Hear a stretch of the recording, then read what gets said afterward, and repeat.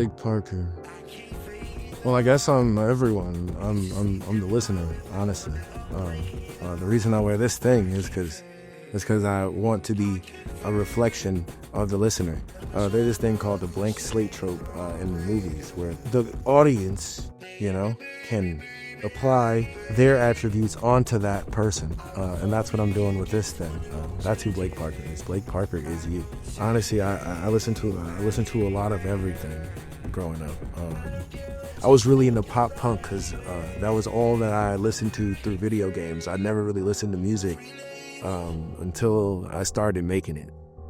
So I really just listened to whatever was around me, When I started listening to music myself, it was like Taylor Swift, Marvin Gaye, Paul McCartney, and Justin Bieber. My main music inspiration source is my life. I have a pretty captivating story. I mean, it's pretty intense. I was homeless as a teenager. I lived in my car a lot. I drove here as soon as my father died. And I made music until I got here. I used to be a graphic designer. I really just get inspiration from that. When I was a child, I didn't really go outside much, at all. I would just watch movies. I would be on the internet. I would be watching and making movies. Shout out Andrew Kramer. He changed my life. I got into art in general because of Andrew Kramer. Videocopilot.net. He would do After Effects tutorials, and I would do that shit all the time until I found out that music was easier. So shout out Andrew Kramer. The pretentious one, the abstract answer or whatever, is Blake Parker's music is music that inspires creativity and self-belief. I want to put that battery in your back. I want to make you want to do something. I want to make you want to think you can do everything, because you can. If you can see yourself doing it, you can actually do it. So I make self-actualization music. But sonically is just a mix of everything I grew up with. I got soul music, I got trip hop, I got grunge, and I got rap music. I got a lot of hip hop in there, a ton of hip hop. I love MCA, rest in peace. I love Beastie Boys. I love Broadcast. I love Trish Keener. I love Brandy. I love Justin Bieber. I love Taylor Swift. So, yeah, to get a better picture of what my sound is, there you go. Spider-Man is a huge inspiration for me outside of the music. It's the reason my mask looks the way it looks.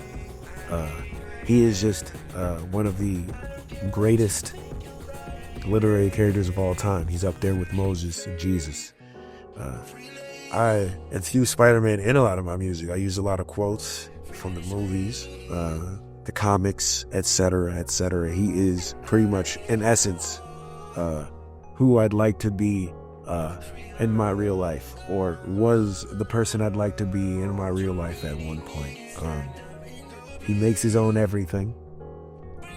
Likewise, his girlfriend's a supermodel, and he's an artist. He's a working class guy. It's not a lot of people like that. So that's in everything I do. Spider-Man's in everything I do.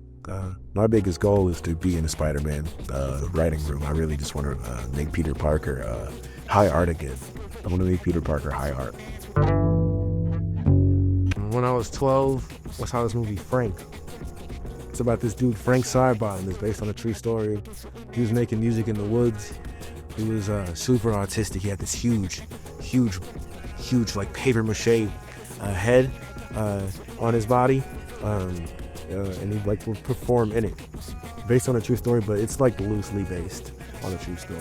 That's how I came up with the idea. When I saw that, I was like, when I grow up, I want to do that.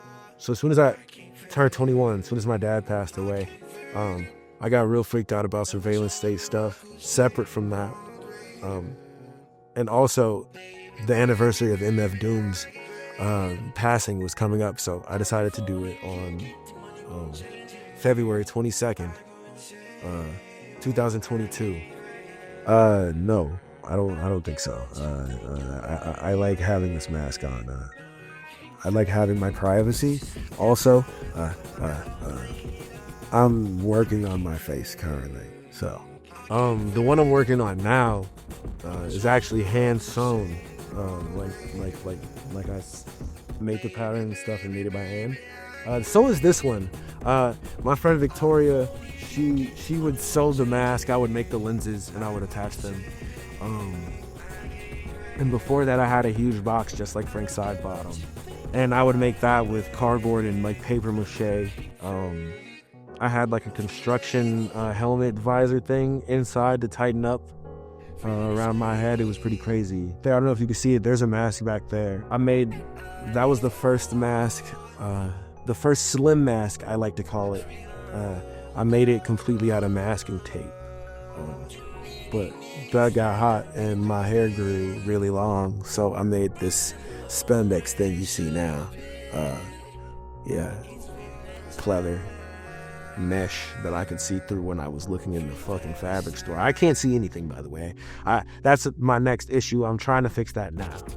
I don't think it was always the plan to keep my face hidden. When I was a child, I thought about it and I knew I was going to do it then. But when I started making music, I thought you had to show your face because, you know, the internet is a thing and algorithms and all that stuff. But really, if it looks cool, it doesn't matter. You know, this mask carries. I'm wearing all black. I could do that because you can't see my face. Also, I don't think I'm gonna take this off until I'm like 40. Like, I want you to think I'm ugly. You know, I want you to assume I'm ugly in this video. That's the thing. I want you to do that. I feel like this mask honestly makes me more confident, but not because of the reasons you're thinking. Like, it doesn't give me like power, like I put it on and I just feel like a different guy. No, I can't see anything. So it's like, why do I have to imagine people in their underwear when I can't see them at all? You know, that's the reason. That's what it does. It makes me feel like, fuck it, nobody's around anyway. And even if they are around, they can't see me. And I don't want you to see me unless I really know you. So now I'm Spider-Man, I think. Yeah. Spider-Man doesn't have a brother. I came up with Box Office Poison when I was sleeping in my car. I was living on the fringes of society, or so they say, and I love movies.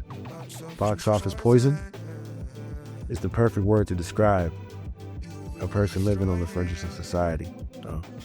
It basically means that if you're in a movie, it's bound to fail. And I was thinking, while I was in the car, I have to find a way to flip it on its head. So, I made it Box Office Poison to show where I was, and to end it on where I'm going. It means a lot, dude. This project means like actually the most to me. I've been working on it for like 5 years. So I recorded a lot of it in my car. I made a lot of it while I was homeless. Some of that stuff is recent, but it has a lot of good hindsight. You know, in hindsight, you know everything. When you start this album, I want you to go in scared. I want to scare you. That's honestly what I want you to do. And then I want to snap you back into reality. I want to give you a shock, so you know that it can't get worse. And then when you finish, I want you to know that it can get better. I want you to do better. I want you to go outside, and I want you to meet new people. I want you to go inside, and I want you to create. All in moderation, and all to the maximum. This is Blake Parker. Thank you for your time. I hope you enjoyed me listening to me talk and experiencing the music.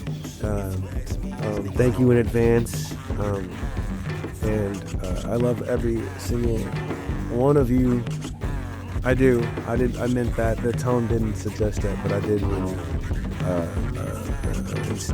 mean, stay a true believer.